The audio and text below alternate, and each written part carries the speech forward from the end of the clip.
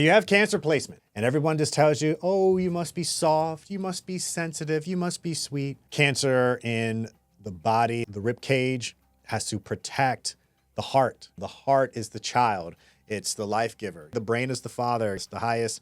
Then the heart is the child. The mother, the ribcage, is protecting the child. That same kind of trauma does pass down from generation to generation until it's actually addressed and healed. You need to heal trauma, like 8th house, you go in there and you're healing the trauma of yourself. So you have Cancer placement, and everyone just tells you, oh, you must be soft, you must be sensitive, you must be sweet. What they don't know is that that's surface level astrology to understand Cancer. Cancer is all about being able to be a container, refining, and a place to nurture and grow energy. I'm Karabo Fisummu. Today, we're going to do a deep dive into the zodiacal sign Cancer and learn how different ways that it can affect us on our day-to-day and use its energies to help us level up. Let's ascend together.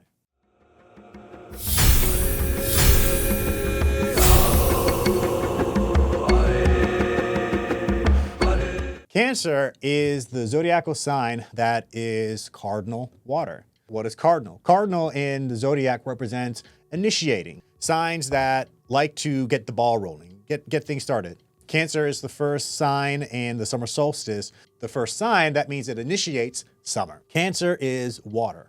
Water is the element of intuition. It is the element of psychic connection. It is the element of emotion. Cancer is ruled by the moon. The moon is the nighttime luminary. Cancer being ruled by the moon tells us a bit about how the reflective nature of our mind is able to reflect the light from the Most High.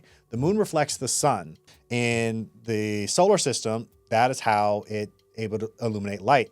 We ourselves are reflections of God, or source, whichever you want to say it. I'm going to use source as the term for this. Source is the light, and we are source's reflections. And as the reflection of the Most High, we are a container that possesses the light of the Most High, and then that way we can manifest it here in the physical. Cancer tells us the story about protection in the home life and the importance of having a container. The body is a container for spirit. The home is a container for the body. And the mother is one who manages and brings it all together. A mother in the house, she is the leader on the feminine aspect of things in the house. She is the initiator of the emotional energy. A mother's great ability to take a place and add comfort to it, from different stylings to pictures and paintings to comfy couches and beds and decorations, creates an atmosphere of stimulation, good for a child to grow in and a family just to live in and to enjoy themselves. There's always that joke online that people will point out, a guy will be perfectly comfortable with just a mattress and a TV in the middle of his house. But when he gets a girlfriend or he gets a wife, she turns that house into a home, fully decorated. It feels comfortable, inviting. You can bring people over and things are really nicely put together. Does this mean that it's just women that are going to have this ability? No, absolutely not. Because these placements doesn't discriminate. It can be in a male, it can be in a female or other. It helps bring that maternal, that more nurturing energy in. There are men that have a lot of Cancer placements, and they actually would probably be more maternal and nurturing than their wives. Maybe they have another sign placement that isn't as coming together and loving. Cancer energy, it rules the 4th house.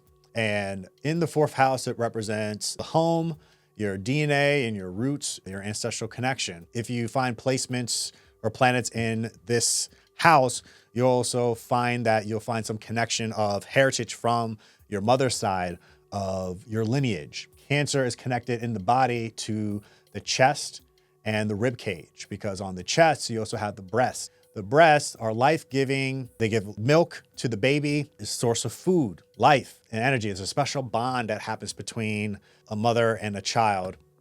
The beauty of all this is that Cancer teaches us about the importance of nurturing aspects of ourselves. If you find that you have Cancer in your 9th house, Cancer is in your 9th house, This is showing that you have to nurture and you have to take care of your philosophies. You take time to learn. Maybe you've been very educated in school, but Cancer here will help emphasize the importance of being grounded in your own belief system. On the dark side of things is that this nurturing energy, containing energy can become too containing, too nurturing, where you prevent it from expressing and experimenting. We'll stick to that ninth house of Cancer, that you're not expressing your ideas and philosophies. You're not allowing them to be challenged. It's like a mother, Bubble Boy. That was a fun movie, being wrapped up in a bubble and not touching air, not really playing with other kids. Even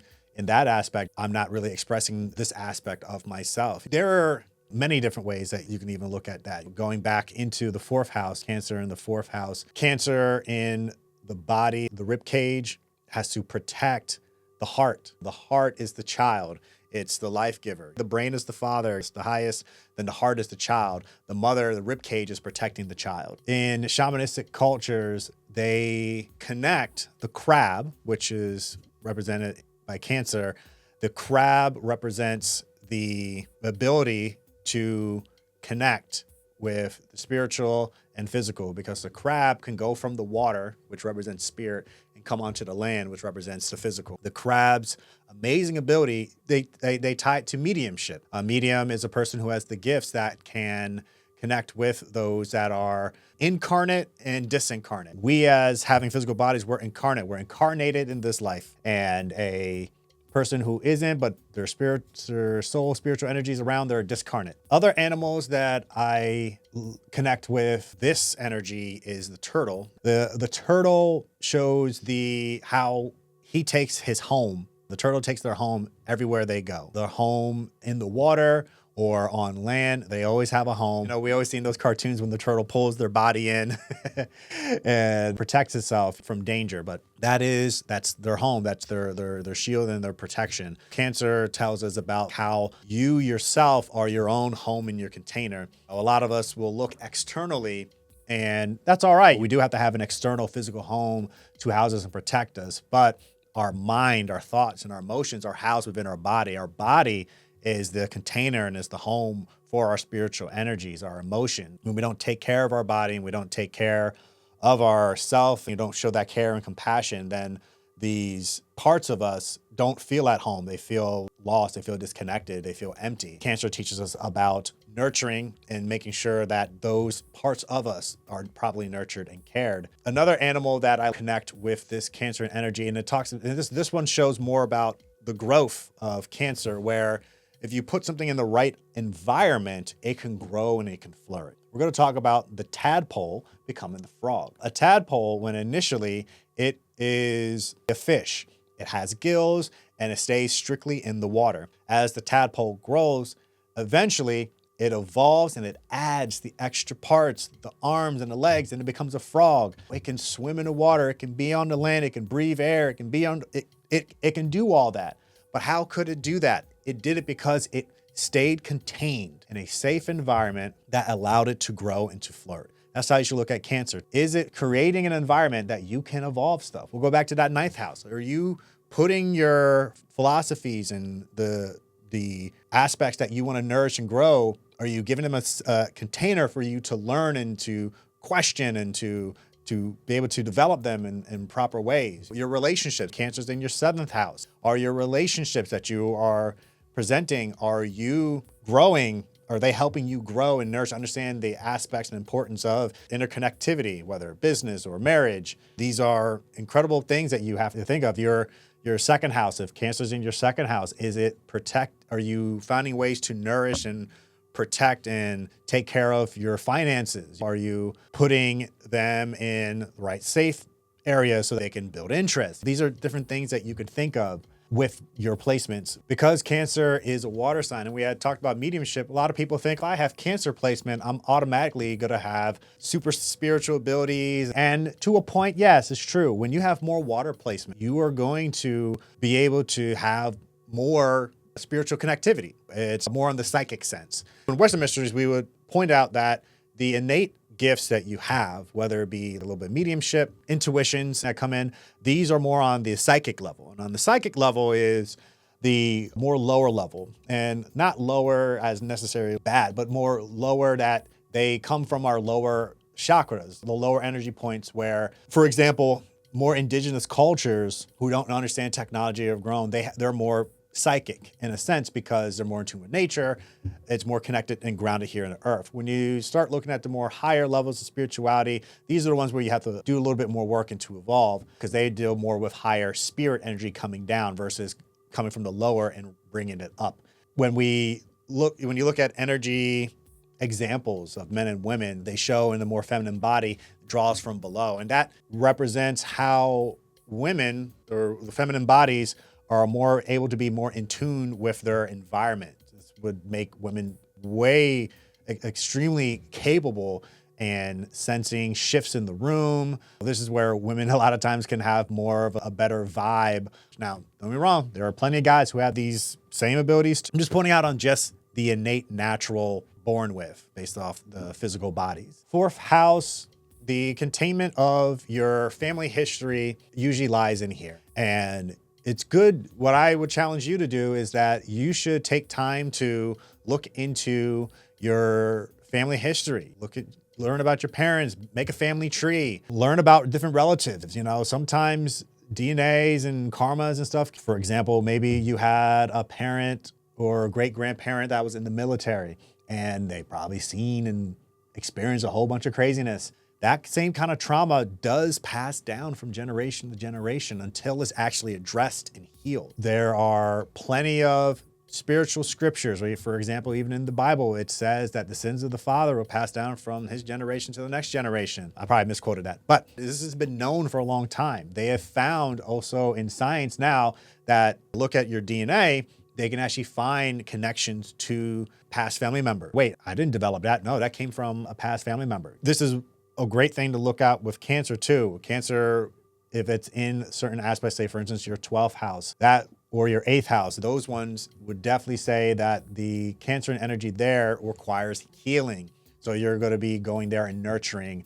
you need to heal trauma. Like 8th house, you go in there and you're healing the trauma of yourself or past family members. Usually on the maternal side, in the 12th house, it's unseen. Maybe that's past life. It could have been from other times before. Cancer, I love this placement. With Cancer energy, another aspect that people may miss, a lot of people say not all Cancers are really emotional, or if they are emotional, some are sensitive, but then some are rough and tough. And that could be because there's another aspect called decanate. And decanates or decans or decanates, these are 10 degrees of each zodiac. In Cancer, or any zodiac, you go from 0 to 9, that's the first decan, 10 to 19, that's the second, and then 20 to 29. So broken up into 10. And the first decan is the pure Cancer energy, which is Cancer ruled by the moon and then has a sub-ruler. So the main rulership of Cancer will always be ruled by the moon. Then the sub-rulership with Cancer will be with a different planetary energy that are with the water group. First decan strictly is with the moon, and the moon representing intuition, representing insight. The moon shows that energy is always shifting, represents water and unifying. It's a unifying force.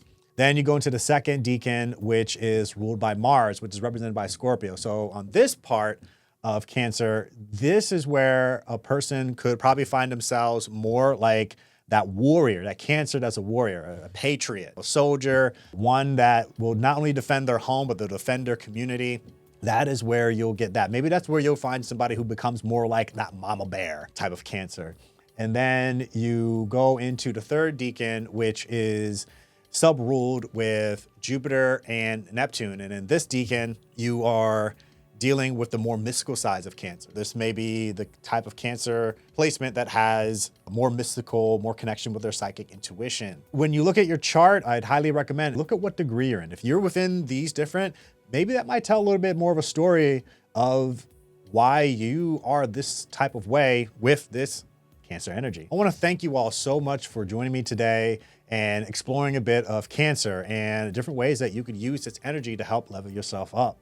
I want you, as a takeaway, Look at your astrological chart. Where is Cancer placed in your chart?